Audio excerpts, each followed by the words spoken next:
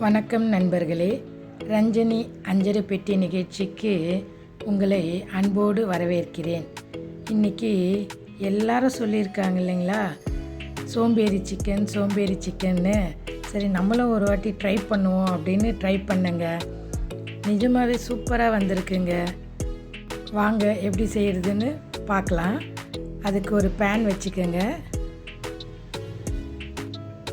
Wash பண்ணி வச்சுருக்கிற chicken add பண்ணுறேன். நான் ஒரு 1/2 kg எடுத்திருக்கேங்க சிக்கனு. நம்ம சேனலை சப்போர்ட் பண்ணுங்கள், லைக் பண்ணுங்கள், ஷேர் பண்ணுங்கள், கமெண்ட் பண்ணுங்கள், சப்ஸ்கிரைப் பண்ண மறந்துடாதீங்க ஃப்ரெண்ட்ஸ். இப்போ கட் பண்ணி வச்ச ஆனியன், மீடியம் சைஸ் 2 ஆனியன் சேர்த்துருக்கேங்க. ஒரு பெரிய சைஸு டொமேட்டோ 1 சேர்த்துருக்கேன். எல்லாம் கட் பண்ணி வச்சுக்கோங்க. கொஞ்சமாக கறிவேப்பிலை, கொஞ்சமாக புதினா, கொத்தமல்லி. இதுக்கு தேவையான அளவு காரப்பொடிங்க. குழம்பு மிளகாய் தூள் தாங்க சேர்க்குறேன். நான் 2 ஸ்பூன் சேர்க்குறேன்.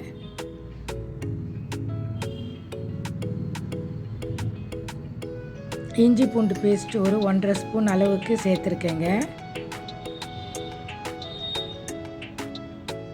நம்ம பொடி பண்ண பெப்பர் 1 ஸ்பூன், நான் சின்ன ஸ்பூனில் சேர்த்துருக்கேன்.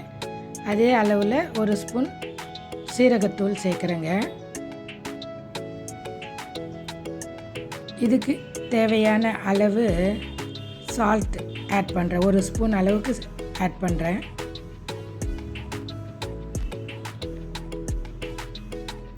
இதுக்கு தேவையான அளவு ஒரு 2-3 ஸ்பூன் ஆயில் சேர்க்குறேங்க. ஒரு ஸ்பூன் அளவுக்கு கஸ்தூரி மேத்தி அதையும் சேர்த்துக்குங்க. இதுக்கு தேவையான அளவு ஒரு 3 ஸ்பூன் அளவுக்கு தயிர் சேர்த்துருக்கேங்க நான்.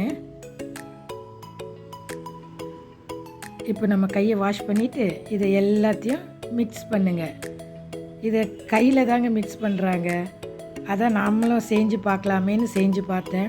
நிஜமாகவே சூப்பராக வந்ததுங்க. 10 நிமிஷத்தில் ரெடி ஆயிடுச்சிங்க சிக்கனு. அதனால தான் அதுக்கு சோம்பேறி சிக்கன் பேர் வச்சுருக்காங்க போல். சரி, அதிரடியாக தோசைக்கு என்ன செய்யலான்னு யோசனை பண்ணும்போது தான் எனக்கு இது செஞ்சு பார்க்கலாம் அப்படின்னு ட்ரை பண்ணுங்க. நிஜமாகவே சூப்பராக வந்ததுங்க. இப்போ இதுக்கு தேவையான அளவு 1 ஸ்பூன் அளவுக்கு கரம் மசாலா சேர்க்குறேங்க.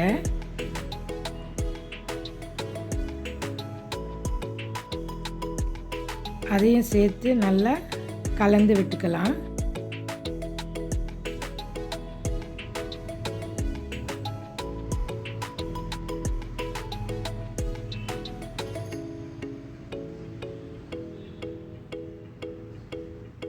நல்லா மிக்ஸ் பண்ணிவிட்டு இதுக்கு தேவையான அளவு மஞ்சத்தூள் சேர்த்து